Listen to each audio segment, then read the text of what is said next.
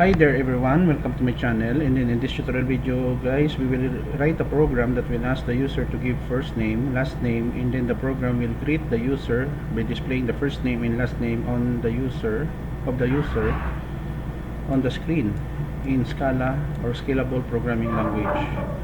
Before we start, I would like to say thank you so much to all my viewers, silent viewers, subscribers on my channel, especially to Tom, Sir Ernil, Ma'am Robilin, Sir Daven, who is always our avid subscribers in my channel. If you want to be shout out in my channel, just put your name in the comment section of this video and then say shout out. If you are new with my channel and then you like this video, please hit the like button. Don't forget to share and please support my channel guys by clicking the subscribe button. So let's get started. So we have here input underscore name.scala, created by yours truly, Chick Rodriguez, Pomperada, IT, MIT. And then I have two websites where you can download the free source code. The first one is chickrpomperada.blogspot.com and then the second one is chickrpomperada.com.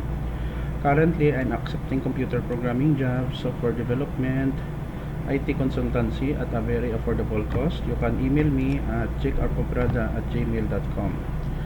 I wrote this code last year, November 11, 2021 at 8:21 p.m. Thursday. My location is Bacolod City, Negros Occidental, Philippines.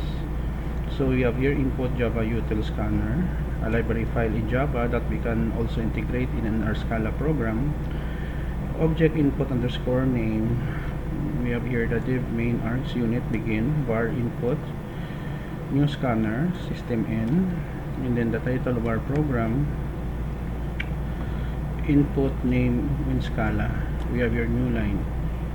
In this line of code, we are asking the user to give first name that will be stored in our var first underscore name, input next line, and then this one is for your last name, last underscore name, input next line, and then here we greet the user, hello and how are you, whatever it is the name, and then end of program, which informs the user that the program has been ended.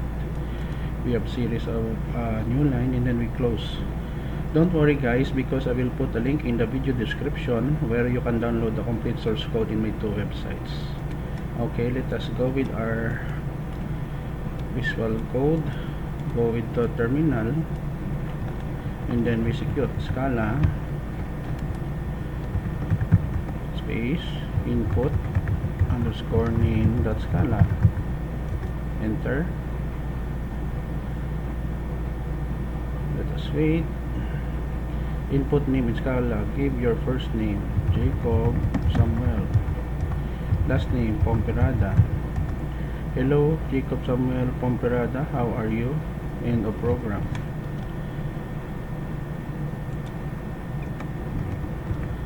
Okay, let us clear second time around.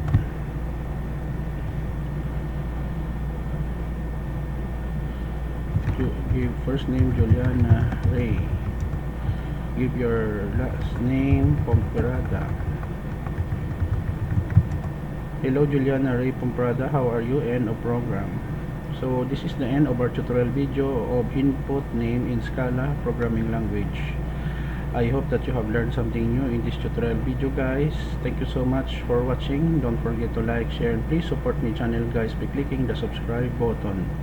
See you in the next video tutorial guys. This is your friend Jake saying bye bye for now.